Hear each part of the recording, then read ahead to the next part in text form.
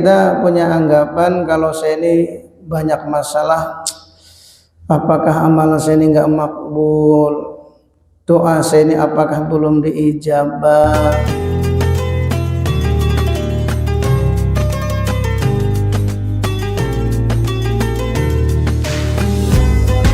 Nahmaduhu wa nusalli wa nusallimu ala rasulihil karim. Allahumma la ilma lana illa ma 'allamtana innaka anta 'alamul ghuyub. Rabbi shrah li sadri wa yassir li amri wa hlul 'uqdatam min lisani yafqahu qawli.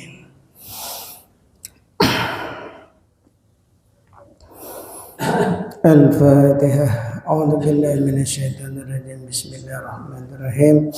Alhamdulillahirabbil alamin arrahmanir rahim maliki yaumiddin iyyaka na'budu wa iyyaka nasta'in ihdinas siratal mustaqim siratal ladzina an'amta 'alaihim ghairil maghdubi 'alaihim waladdallin. Bismillahirrahmanirrahim. An Umar bin Khattab radhiyallahu anhu qala Sayyidina Umar bin Khattab radhiyallahu anhu berkata, Qudima ala Rasulillah sallallahu alaihi wasallam bisab'in. Beberapa tawanan ini telah dihadapkan kepada baginda Nabi Muhammad sallallahu alaihi wasallam. Fa idza imra'atun minas sab'i, tiba-tiba ada seorang tawanan wanita terlihat mencari-cari sesuatu. Ya, karena kalau perang kemudian orang kafir kalah, maka orang kafir menjadi tawanan kaum muslimin. Termasuk wanita-wanitanya menjadi tawanan. Sehingga saking banyaknya orang-orang yang ditawan, wanita masih ada yang punya anak bayi, ya jadi cari-cari anaknya yang hilang. Tabtagi, jadi mencari sesuatu. Idza wajad sabiyan fis sabyi, ketika ia mendapati seorang anak di antara para tawanan tersebut, akhadahu, maka langsung mengambilnya.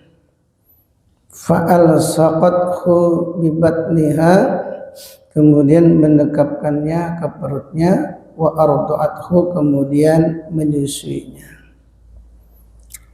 Jadi setelah wanita tadi telah menemui anaknya yang dianggap telah hilang saking banyaknya orang, begitu ketemu anaknya, dia saking gembiranya langsung cepat-cepat diambil, kemudian dipeluknya, setelah itu disusuinya. Faqala lana Rasulullah sallallahu alaihi wasallam, maka baginda Nabi Muhammad sallallahu alaihi wasallam bersabda kepada kami, yaitu para sahabat. Apa kata baginda Nabi? Atarawna hadhil mar'ata tarihatan waladaha finnar. Bagaimanakah pendapat kalian atau menurut kalian, apakah wanita itu tega melemparkan anaknya ke dalam api setelah ibunya mencari-cari anaknya yang telah hilang di keramaian orang? Setelah dapat, saking sayangnya dipeluk, kemudian disusui. Nabi melihat kejadian tersebut, bertanya kepada para sahabat, bagaimanakah pendapat kalian tentang wanita itu? Apakah ibu itu tega melemparkan anaknya ke dalam api? Maka sahabat menjawab, la, tidak ya Rasulullah, wallah, demi Allah, wa ya taqdiru ala alla tatrahu, sungguh ia tidak akan tega melemparkan anaknya ke dalam api. Kenapa? Karena sifat sayangnya seorang ibu terhadap anak, nggak akan tega melemparkan anaknya ke dalam api. Faqala Rasulullah sallallahu alaihi wasallam, maka baginda Nabi Muhammad sallallahu alaihi wasallam bersabda, Allah arhamu bi ibadihi min hadihi bi waladiha. Sungguh Allah itu lebih menyayangi hamba-hambanya daripada kasih sayangnya wanita itu terhadap anaknya. Jadi kalau wanita yang tadi kehilangan anaknya saking sayangnya begitu, dapat langsung dipeluk, disusuin, dan pasti nggak tega melemparkan anaknya ke dalam api saking sayangnya seorang ibu kepada anaknya. Tapi perlu diketahui, kata Nabi, sesungguhnya Allah itu lebih sayang kepada hamba-hambanya, melebihi sayangnya wanita tersebut ketika mendapati anaknya yang tidak akan tega melemparkan anaknya ke dalam api. Artinya apa? Hadirin yang dimuliakan oleh Allah Subhanahu wa taala, bahwa Allah Subhanahu wa taala kepada kita ini sangat-sangat sayang. Dan perlu diketahui, bukan berarti kalau Allah sayang kepada kita itu nggak pernah mendapat masalah ataupun ujian. Mungkin kita punya anggapan kalau saya ini banyak masalah, apakah amalan saya ini nggak makbul, doa saya ini apakah belum diijabah? Bukan. Ketika orang disibukkan dalam kebaikan-kebaikan, selama seseorang itu tidak melanggar syariat agama, maka hakikatnya orang tersebut adalah disayang oleh Allah. Tidak ada ujian yang lebih berat yang dihadapi oleh orang beriman melebihi para nabi dan para rasul. Dari seluruh manusia yang ada di dunia ini, orang yang paling disayang oleh Allah adalah para nabi dan para rasul. Dari semua para nabi para rasul yang jumlahnya 124.000 dan 313 rasul, itu ada yang lebih disayang oleh Allah lagi, yaitu 25 rasul.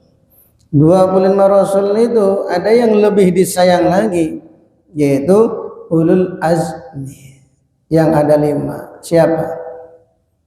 Nabi Adam alaihissalam, terus Nabi Ibrahim alaihissalam, Nabi Musa, Nabi Isa, dan siapa?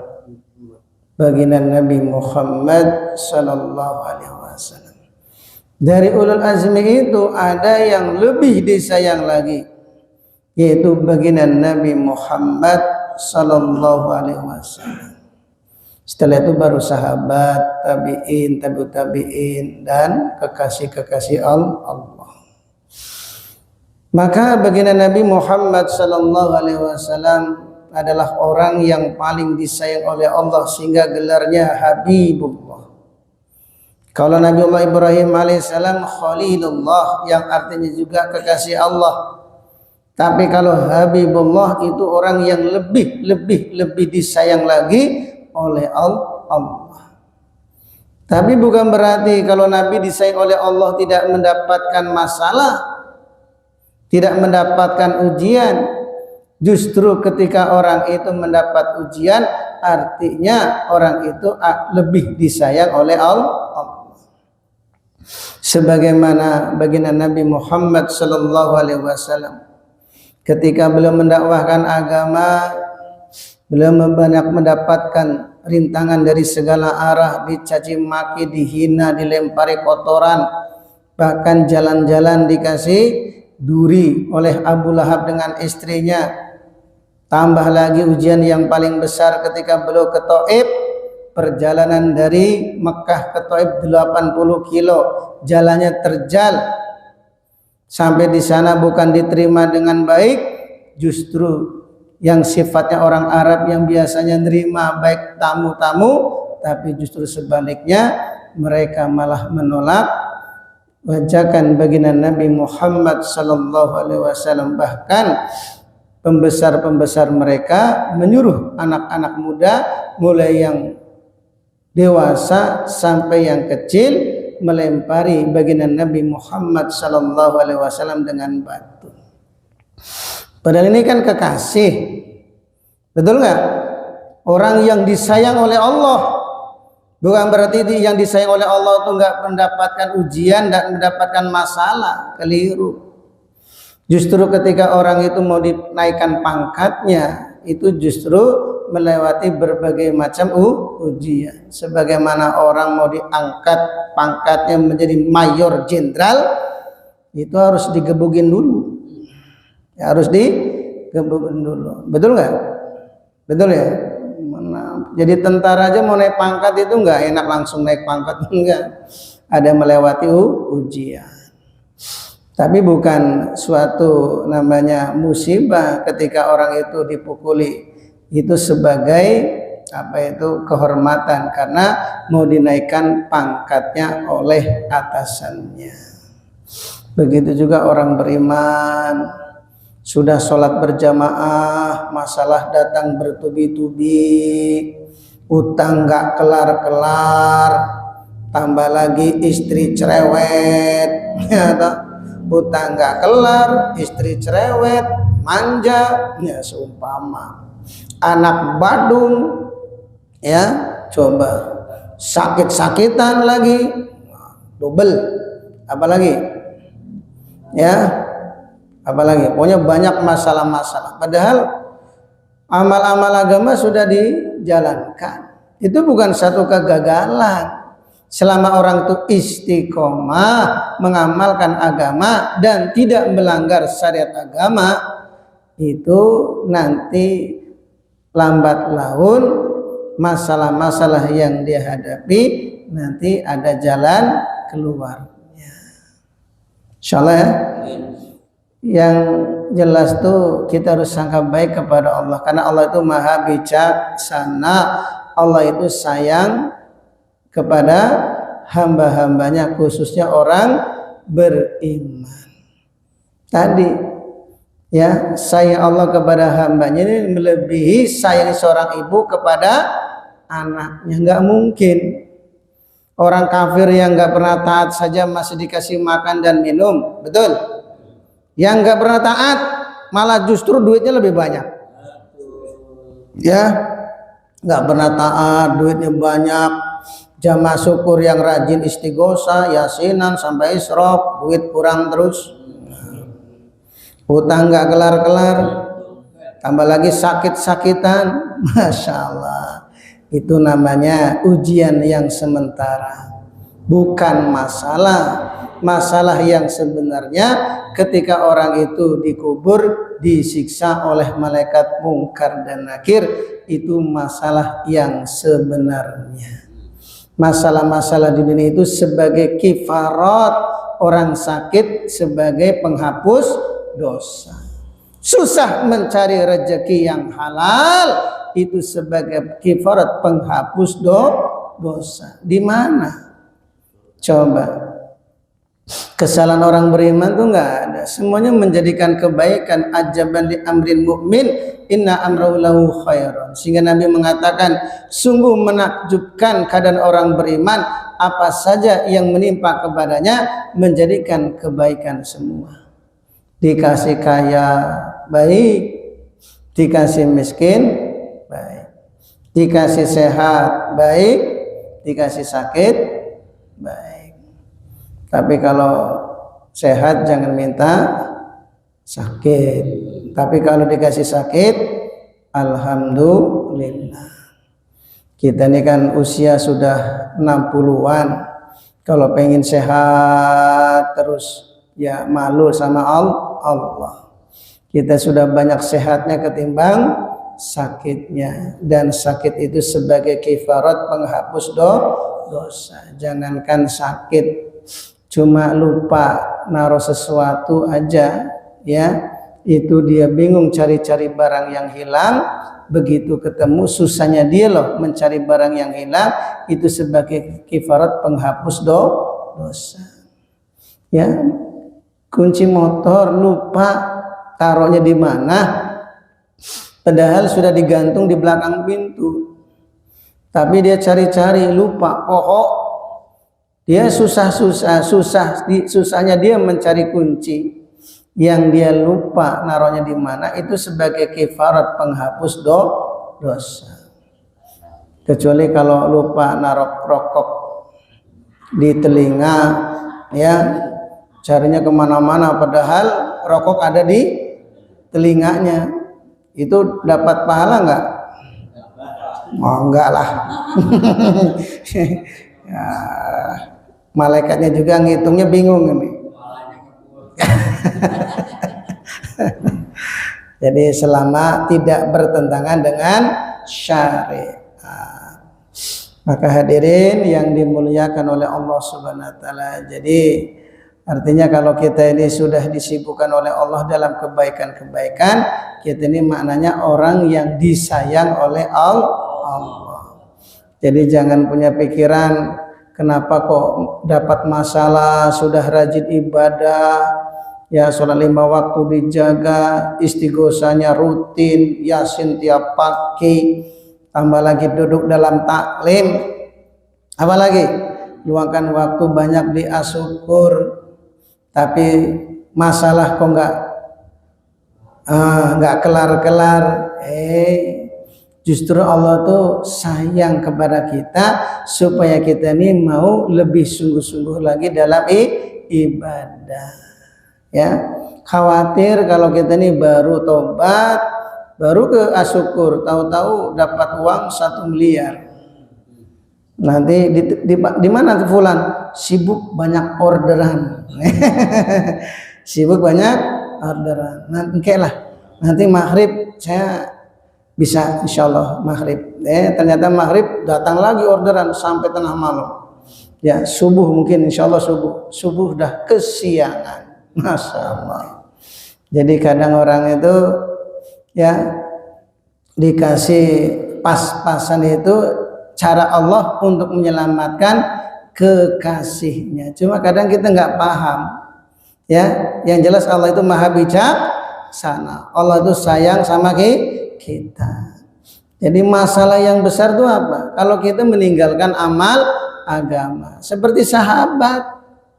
Ya, kalau nggak punya duit nggak jadi masalah. Sehari nggak makan nggak jadi masalah. Tapi mereka dianggap suatu musibah ketika apa? Ketinggalan 1 rakaat. Ini kepahaman sahabat. Kita ini ketinggalan 1 rakaat atau ketinggalan salat berjamaah? Ayo, ya. Kalau kita ini tidak untung dalam berdagang, kita dianggap suatu kerugian besar, suatu masalah atau suatu musibah. Kalau kepahaman Nabi dan para sahabat, musibah itu kalau ya mengurangi amal agama. Ketinggalan 1 rakaat, sedihnya selama 3 hari 3 malam. Ketinggalan sholat berjamaah seakan-akan kehilangan keluarganya. Inilah kepahaman sahabat yang dikatakan musibah kalau meninggalkan amal agama. Ya, sampai Sayyidina Ali ketika di rumahnya sudah 1 minggu nggak kedatangan tamu, itu nangis sedih sampai mengatakan Sayyidina Ali, ya Allah, salah saya itu apa sampai sudah seminggu rumah saya belum kedatangan tamu. Karena kepahaman sahabat, kalau orang rumahnya kedatangan tamu itu mendatangkan banyak keberkahan, ya, mendatangkan banyak keberkahan. Jadi rezekinya itu bertambah, walaupun secara dohir tuan rumahnya mengeluarkan makanan, tapi itu mendatangkan rezeki. Nah, kepergian tamu itu membawa dosa-dosa ahli rumah. Kalau setiap tamu datang ke rumah kita, kemudian mereka pergi membawa dosa-dosa kita, ya, semua dosa-dosa ahli rumah itu diampuni oleh Allah karena dosanya sudah ikut kepada tamu-tamu kita yang kata Nabi dilemparkan ke lautan. Tentu dengan sendirinya rumah itu akan diberkahi oleh Allah sehingga rezekinya Allah mudahkan. Tapi kan kepahaman ini jarang ya. Orang yang berpikir supaya rumahnya kedatangan tamu itu jarang. Kalau ingin kedatangan tamu, bikinlah, ya, bikin lontong, ya, kemudian undang jamaah asyukur, ya, jamaah syukur. Saya undang ke rumah saya makan lontong kari pagi hari. Bagaimana? Enak, cocok ini, ya. Ya, tamu-tamu agung nih. Ya enggak mesti seperti itu. Minimal ya kopi keluar, gorengan keluar, rokok jangan, ya, jangan rokok. Ya, kopi enggak apa-apa. Insyaallah. Ini kepahaman Sayyidina Ali itu seperti itu, yang jarang dipahami oleh kebanyakan orang. Karena Sayyidina Ali ini kan gudangnya ilmu, ya, belum sampai sedih nangis kalau rumahnya lama tidak kedatangan tamu, dianggap itu musibah. Jadi amal-amal agama kalau berkurang itu bagi sahabat itu musibah, apalagi ketinggalan sholat berjamaah. Kita kan enggak, dianggap musibah itu kalau apa? Kalau rugi dalam berdagang, ya, atau ya pokoknya sakit, ya, atau mungkin ya istri kabur. Ya, itu dianggap masalah. Bukan masalah itu kalau orang meninggalkan amal agama. Maka perlu dipahami, dalam mengamalkan agama selalu ada ujian-ujian. Tujuannya bukan untuk memberikan pelajaran bagi kita, bukan, tapi untuk meningkatkan derajat kita di sisi Allah. Maka yang penting kita istiqomah, baik sholat berjamaahnya, kemudian istighosahnya itikaf dari maghrib sampai isya, kemudian taklim, pokoknya banyak waktu untuk ruangan masjid lah. Orang yang cinta kepada masjid akan dicintai oleh Allah. Dihafal aja nih hadis, man alifal masjid alifahullah, barang siapa yang cinta kepada masjid maka akan dicintai oleh Allah. Tandanya orang cinta kepada masjid ingin berlama-lama di dalam masjid. Bukan berarti meninggalkan pekerjaan, enggak. Ya, kalau istilahnya waktunya kerja, waktunya pulang ke rumah, tapi enggak buru-buru. Ya, tidak buru-buru keluar daripada masjid. Itu namanya orang yang cinta kepada masjid. Dengan kita mencintai masjid, kita akan dicintai oleh Allah Subhanahu wa taala. Maka mudah-mudahan Allah Subhanahu wa taala istiqomahkan kita untuk senantiasa mengamalkan agama sampai akhir hayat kita. Amin ya rabbal alamin. Subhanallah wa bihamdihi, subhanallah wa bihamdika, asyhadu an astaghfiruka wa atubu ilaik. Wassalamualaikum warahmatullahi wabarakatuh.